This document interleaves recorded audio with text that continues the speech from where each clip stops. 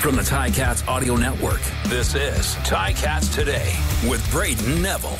On today's show, offensive line coach for the Hamilton Tiger-Cats, Coach Mike Gibson, joins the show to discuss his 40-plus year coaching experience for 13 different teams across the NCAA and the CFL. He also shares some stories throughout his coaching career and talks about this core of his offensive line returning for next season. It's Thursday, March 14th, 2024, and this is Ticats Today.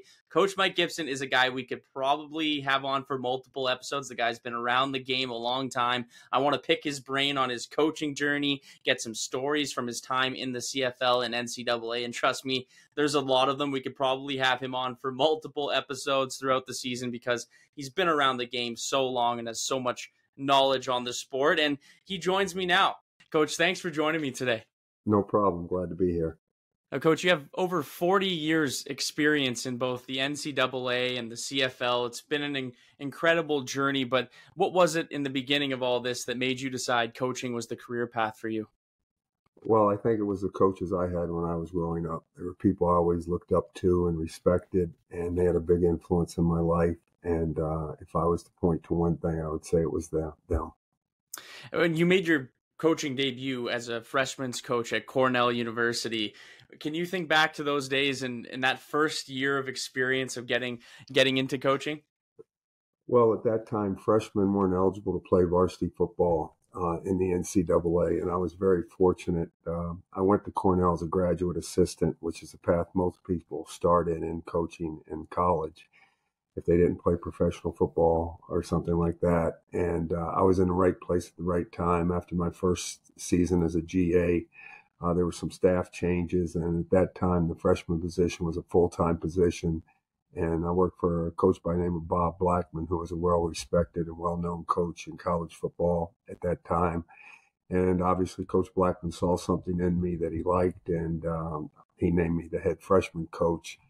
And so at 23 years old, I was in charge of the freshman program, which consisted of all our incoming freshmen, about 60 young men. And I had graduate assistants working under me then, a position that I had just had the season before. And, it was fun. It was quite an experience, recruiting and everything like that. I had to learn how to recruit. So I look back with that with fond memories and a lot of pride in what we did. You know, it's funny you asked me the question. A good friend of mine and I were talking the other day, and he sent me a text. He says, "Hey, I just want you to know that I'm going to retire." And he said after 445 games, he says, "I think it's time to do something else." That made me think, well, how many games have I coached in my career? And so the other day I added it up, and going into this season, I'm at 648. Wow, that's crazy. That's a lot of football games, and but I can think back to the time at Cornell with fond memories. When you were a coach at Cornell, you mentioned you're 23 years old. A lot of those players you're coaching aren't that much younger than you. Was it difficult to try and coach guys who are maybe only a few years apart from you?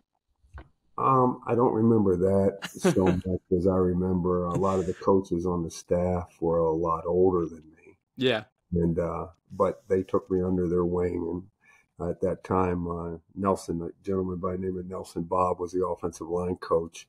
And I had worked under him, camp before and coached the freshman offensive line. And so he was kind of a mentor of mine.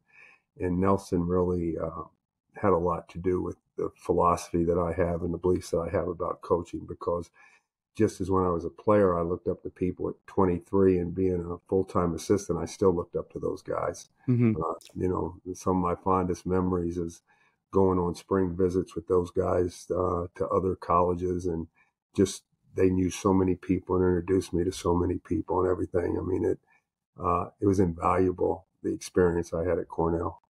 How much different was it back then as opposed to now with coaching styles and how coaches approach the game? I smile because it's a lot different. Yeah. A lot different. It's a lot different. I'm old school, obviously. I mean, I think if you were asked Revenberg and Woodmansey and David Beard, those guys, I coach them pretty hard. I just believe, I have a strong belief that players want to be coached. Players want to get better at this level in professional football. They want you, and I tell them my job all the time is to help you make more money. If I can do that, then I've done my job. And the players today are different. They would take more to hard coaching back then because it was how they were brought up too, and everything. Where this is going to sound bad, but you asked me the question, so I'm going to be real honest with you. I appreciate it. That society today doesn't adhere to people being hard on people. It's a little softer. And for sure.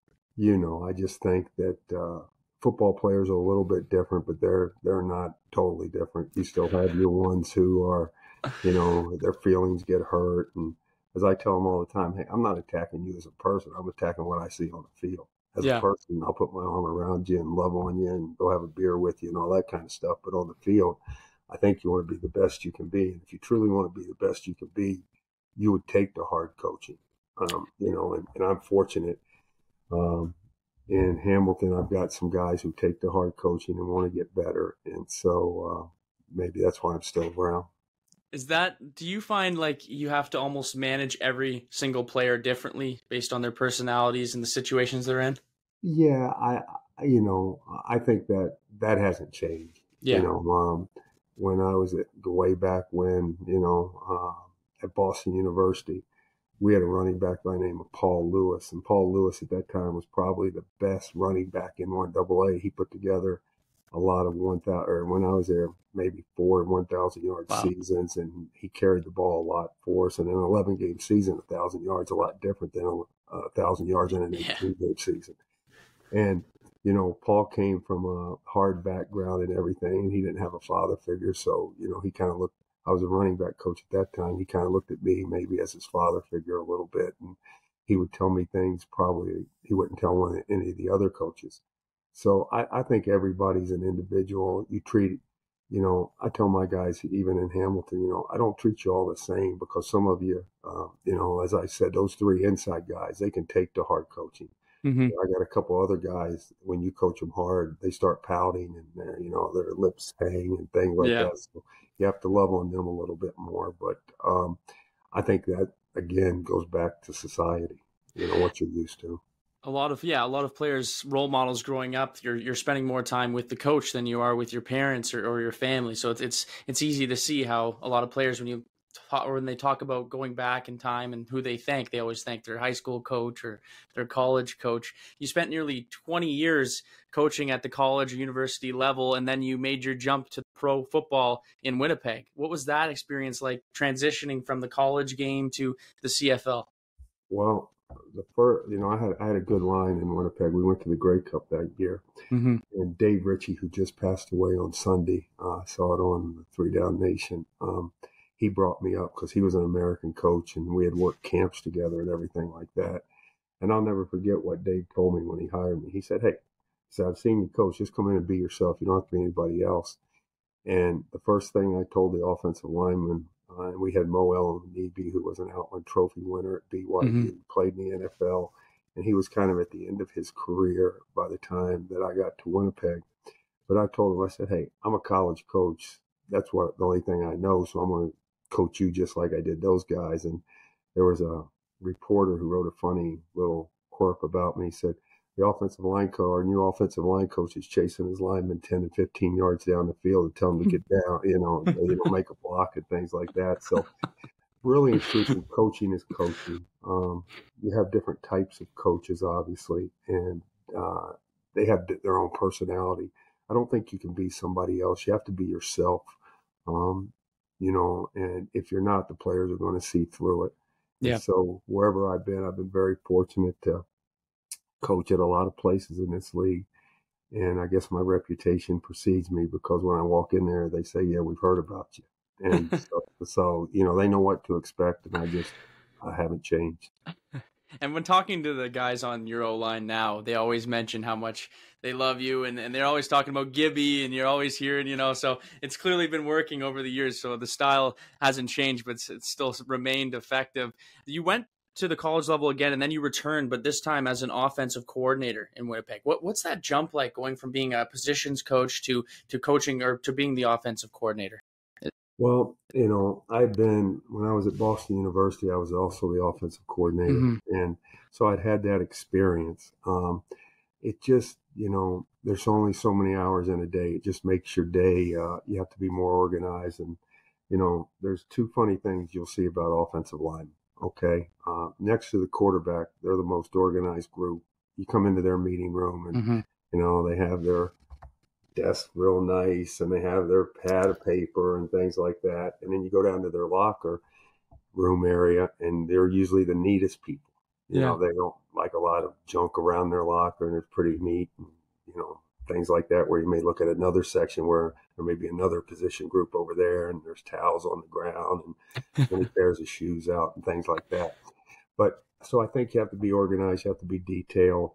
And, again, you just have to be yourself. I mean, I I've had that experience as a coordinator up here and a coordinator down there. So it's just, you just fall back on things and that you've done.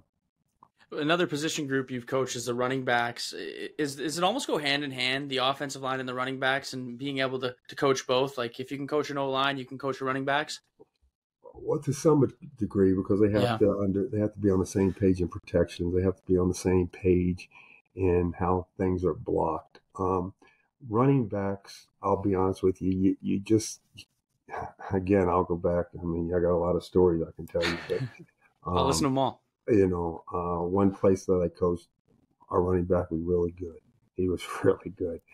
And the head coach said, just don't mess him up. He said, make sure when we leave that I know he's on the bus. And if he's not on the bus yet, give me a signal because we ain't leaving.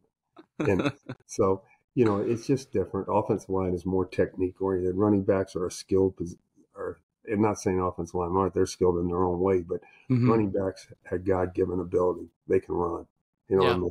And so you just have to teach them the basics and keep drilling their fundamentals into them as far as protecting the football and, how to block and things like that. So there is a difference in it, but they have to work hand in hand without a doubt. You're right. I feel like the offensive line over the years has grown so much as more of a skilled position group in a way, where guys are faster and they're more in shape than they might have been, say, 20 years ago. But what do you think about how that position group has progressed over the years and how the athlete has progressed in that group? Well, they're just big athletes is what they are. And I think they, maybe from an outside standpoint, they progress more because on the defensive side, the defensive players are getting better. Yeah. I mean, if you watch the NFL Combine just a couple of weeks ago, I mean, you saw what those defensive guys, the numbers they were putting up in the 40-yard dash and quickness drills. I mean, it's unbelievable. So an offensive lineman, I mean, your biggest job in pass protection, you got to stay in front of that guy, right? And then run blocking, you got to move him. I don't care if you're moving him horizontally, you're moving vertically. You got to get some movement at the point of attack. So I think it goes hand in hand. I just think today's athlete's better than an athlete 20 years ago. Why? Yeah. Because of all the training, the nutrition, the position specific, I mean, like when I grew up, I played all three sports. And when I went out to recruit in college, I was looking for the three-sport athlete because that would show he must have been a good athlete if he could play at least two or three sports. Yeah. Where nowadays, I think it's so position specific that, you have guys who play two sports, but where do they spend the majority of their time? They spend the majority of their time in the sport that they're better at and that they can see themselves making a living or getting a scholarship or whatever it might be. So I think it's just, as I said, time has not been our friend in some ways as far as toughness and things like that, maybe, but it has been our friend in making the athlete more honed in on what his skills to be. I mean,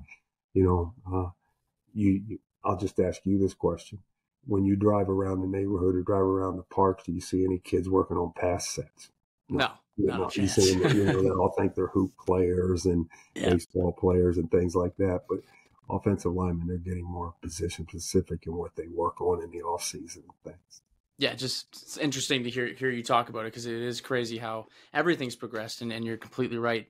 In 2007, big year for you and then that O-line, but what made that team so successful in Saskatchewan? What was it about that team and your offensive line that was able to get you to capture a Grey Cup? We had great leadership. Jeremy O'Day, who's now the general manager in, Saskatchewan, was our center. He had been in the league probably 7 or 8 years, so he had a lot of experience. Gene Mikowski was our tackle, who's now, a politician in Saskatchewan. But Gino was a great leader, and the players would follow him through a wall. And the thing about him is every day he treated like a game. I mean, he came to practice. It was serious. He liked to have fun, but at the same time, him and O'Day were great practice players. And I think that was what I think back about. We had some young guys with him. Mike Abu was probably in his second or third year. Yeah. He was a young guy, and we had a few others. Wayne Smith was with us and guys like that. So we had great leadership. They were willing to work. They had a toughness about them. They wouldn't back down to nobody. And that kind of resonated through the team. And, we had Wes Cates, who was a darn good running back. We had guys on the perimeter who could catch the ball. We had Kerry Joseph, who's now coaching in the NFL, a smart football player, but he could beat you with his legs. And when things broke down, he always seemed to make something good happen for us. And it was a special group. Ken Austin was a really good head football coach. Those players rallied around him, and Richie Hall, who's a legend in this league as a defensive coordinator. He was a young defensive coordinator, and those guys played. I mean, we were good in all three facets, and probably, obviously we won the Grey Cup. Probably not the best team up here I coached when I was in Winnipeg in 2001. That was probably the best team. We were that first year. Yeah, 15-3. We had sewn up our division by like week 12 or 13, and we manhandled Calgary in the first game we played them, and then we played in the first game of the season, the last game of the season. The last game of the season, like I said, we had things sewed up for about 5 weeks, so we rested a number of starters. Yeah. Both on offense and defense, as many as you can in the CFL with your roster, and they beat us by 1 or 2 points. And I was really confident when we played them in the Grey Cup. We were the better football team, and people, they can say what they want. We were the better football team, but on that day, just like in anything else, anybody can beat anybody. And we had a punt block. We fumbled the football a couple times, and they still only beat us by 2 or 3 points. And but that Saskatchewan team was a good team, and that Winnipeg team was probably the best team. I mean, you're talking about physicality. People were afraid of us because we would hurt people, and that gave us an advantage over people because we were real physical. You almost explained this year's Grey Cup in 2001 with the Winnipeg team this year and how they went into that game, and then Montreal, and it's almost like the league continues to, you kind of see those storylines. That's what makes it so exciting. And you mentioned Kerry Joseph. The first game I ever watched in my life was back when the Ottawa Renegades were just coming into the league, and he was their quarterback then. So I was a big fan of him way back in the day. A couple more questions for you, Coach, before we go. But we have this coaches clinic coming up on April 21st.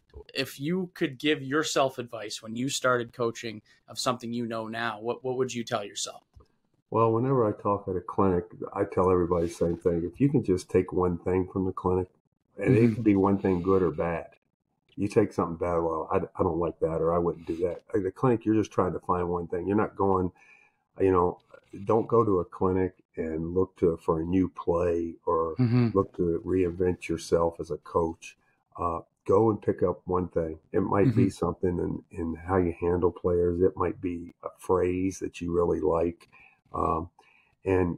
Clinics are your time to grow. And, we've had this clinic, I guess, the last 2 or 3 years, and I've seen the numbers increase, and the people, I tell them all the time, it's to their credit. I mean, anytime you can go and listen to somebody, I mean, even today, I like listening. I like going to clinics. I like when I'm at a clinic speaking or on a Zoom call speaking at a clinic, I make sure that I listen to the other guys too, because they either reinforce something I believe in, they give me something to think about, which forces you to grow, or they give me an idea or a phrase or something like that.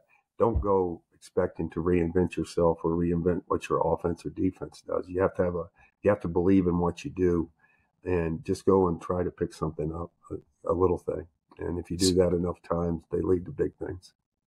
Yeah, it's going to be great to see a lot of these local coaches coming, learning from this organization and the coaching staff. That'll be April 21st. Before we go, I want to touch a little bit on this year's offensive line. A lot of the same guys coming back for you, Coach, and that cohesiveness will be there. You got Revenberg, Woodmansey, Beard, all these guys coming back. But how do you like how your O-line's shaping up for 2024? It's a good group. Just as you said, the continuity is critical in the offensive line. And injuries happen. We all know they happen. But the longer those guys can play together, I believe there's two types of communication. There's verbal communication where they make a call and they block the call, do what they're supposed to. But there's nonverbal communication. And nonverbal communication, really and truthfully, sets an average group to an above average or a great group. And what I mean by that is they see a front, all right, they hear a call, they automatically, they don't have to think about it because they know, like, let's just use David as an example. Beard knows that if he makes a call that Revenberg's going to be there because he trusts Revenberg. And it's all about trust. As long as, if you can develop that trust in a player, and our group especially, I kid people all the time. I say, a receiver on the backside, he can take a play off.